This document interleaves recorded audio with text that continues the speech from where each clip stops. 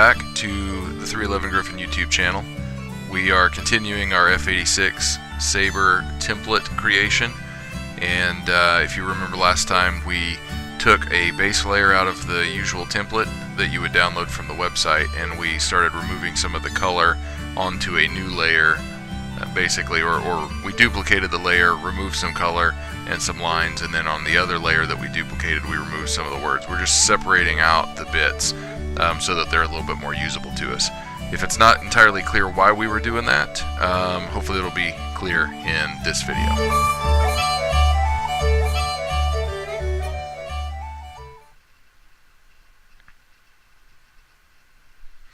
Okay, so here we've got our layers, and if you remember, this is essentially minus a few items, but what the original base layer looks like. So there I've made the two top layers invisible, and we've got the original base layer. If I make it invisible, all of that goes away. And I can pull back the colored and line layer.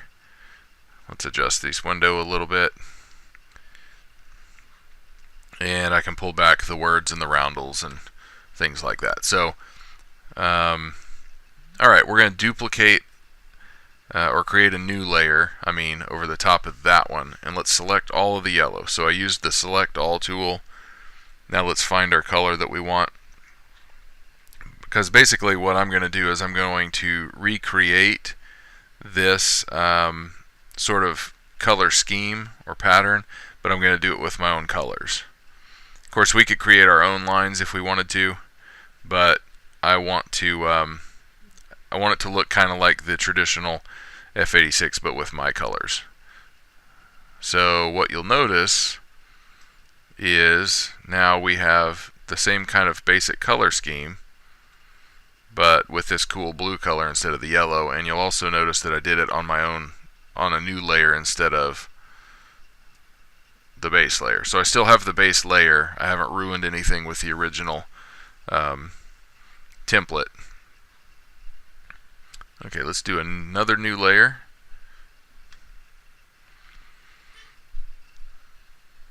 Okay, so I've created a new layer here, and let's zoom in. What we're going to do is we're going to try to create kind of some invasion stripes, I guess you'd call them. So we're just going to use the rectangle select, and these two, the seams get tricky on templates. These two kind of line up pretty nicely from the bottom of the aircraft to the sides, so that's handy.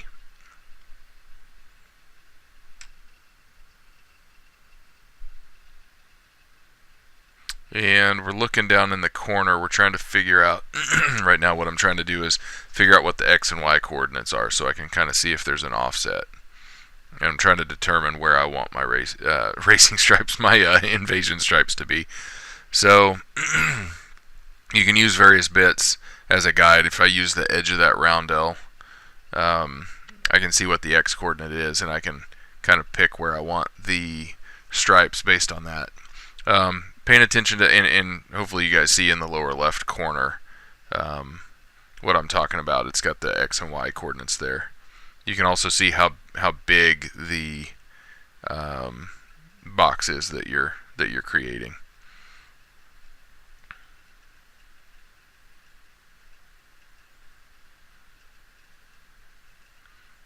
So down there you see the location of your cursor, and you see how large the box, the rectangle is that you're creating.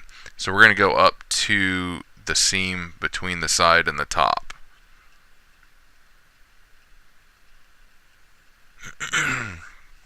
And we're going to change that back to black, and we're just going to fill this with black. There we go.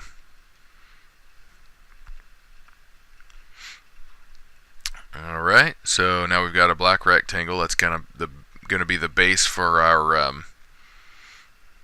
I keep wanting to say racing stripe, our invasion stripe. Okay. Now we're going to copy and paste that, just because I want to do that instead of making a new rectangle. And we're going to go up to where this other side seams up with the top. I'm not going to have the stripe go over the top of the aircraft. Now here, once again, you want to pay special attention to your X coordinate that you grabbed the pasted bit from. So we pasted the black box down there, and we want to, when we go to grab it to move it, we've got to know what our X coordinate was so that we can match that up. That way they're in line. And then we just move it up until it's in line with the seam between the top and the side. And we'll you saw me anchor the layer there. Okay, so I want it under the roundel, so you saw me drag it down below that. I dragged the stripe layer below my other layer that had the roundel on it, and I'm going to scroll up so that I can get outside the layer. That way it just makes sure that I grab all of that. I don't have any left. Delete that. There we go. So I've got that trimmed up for the other side. Let's zoom back out here. Make that go away.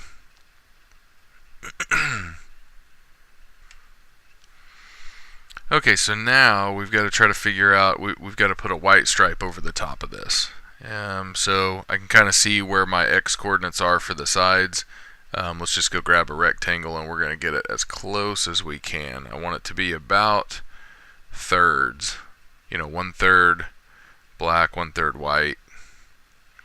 One cool thing is you can move, once you get your width set, you can just grab your selection and move it over and get it centered up nicely. Now I also want to point out that this is not following the invasion stripe sort of pattern in real life. I'm making an invasion stripe, but it's not quite the way that they really were. And of course we're going to copy paste the bit we just did, grab it, pay attention to where we the X coordinate that we grabbed it from, move it up and anchor it just like we did before, and then we'll trim off the bit of white that we left over. Same deal, we're going to scroll up so that we can get outside the layer without messing up our selection, just to make sure we don't leave any little white lines at the edge of the layer. Probably wouldn't be an issue, but you never know. There we go. So we've got us a bit of a invasion / racing stripe that should end right there where it seams with the top. Now I'd also like to put some racing stripes down on the wings if I can. That's maybe a little bit trickier. Okay, so there's the bottom. We can tell because of the landing gear bits there.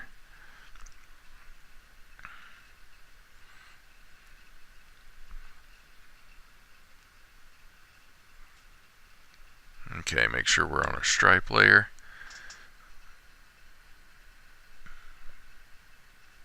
Now, I just selected the Add to Selection tool so that I can go in and grab multiple selections, and I'll keep them all. And then I copied and pasted them. So what you saw me do, I did it pretty quickly there. I did the color select tool, and then I switched it to Add to Selection. I clicked black, white, black, copy, paste, or Control C / Control V, and then I moved my new bit that I pasted in down here.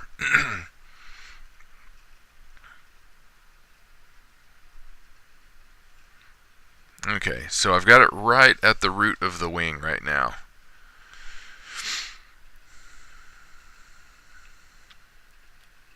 Let's see here.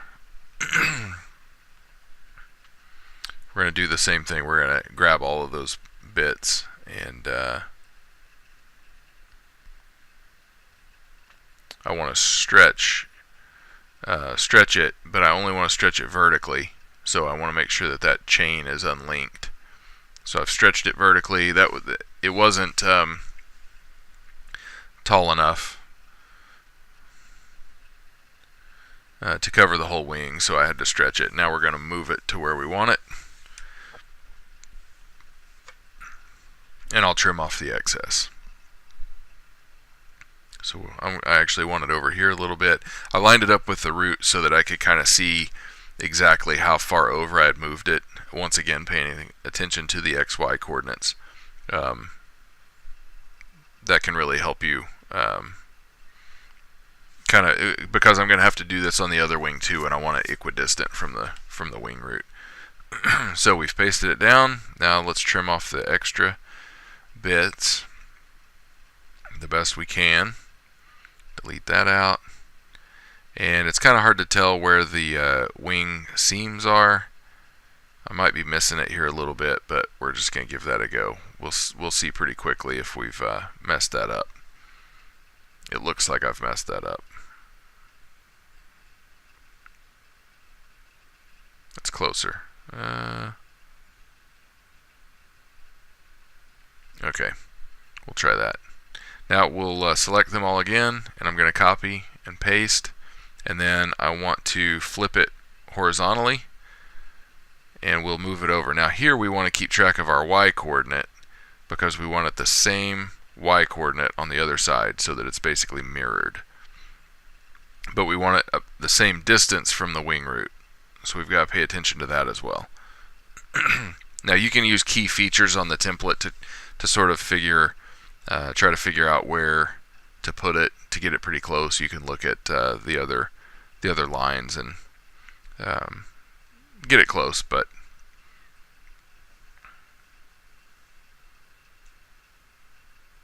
that's pretty close. So we will anchor that down. Awesome.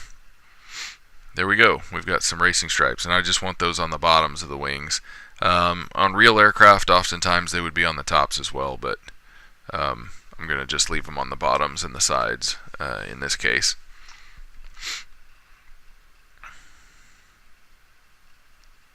Okay. So now you can see that our USAF is sort of not visible. So a really cool thing that you can do is I'm going to duplicate that layer just so I don't mess anything up. I'm going to select just the USAF. Okay, I don't want to select all of the black in that layer because there will be some other things that pop up as well. You know, let's do the letters on the sides as well. We'll try that. Okay. So before I do, I'm going to outline them as well, but let's change the color first. Let's make them blue because I like blue. I'm going to have blue stripes all over my plane. So there we go. So we've got them selected. Make sure we're on the right layer and then just color it all in. That's cool. Okay, but I want it a little darker. It's a little too light. There we go. That's a lot better.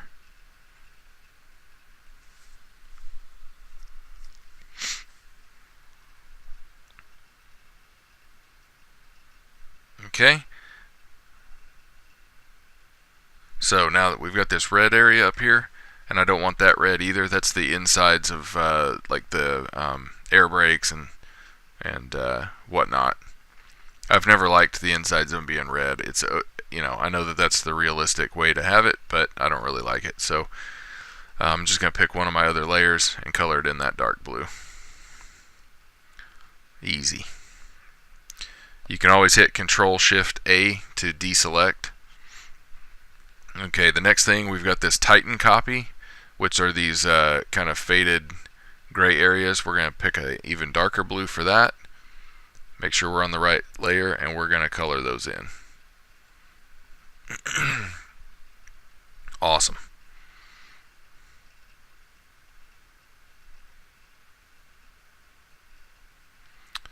And I'm trying to see what the detail layer is. It's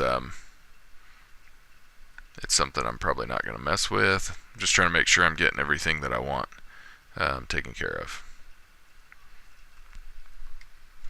Okay, so now that's about it for this video. I'm running out of time. It's a little bit longer than I intended it to be. In the next video, we'll take this a step further, and we will just keep working on our template until we get it the way we want it. So Yeah, next steps next time. Thanks for watching.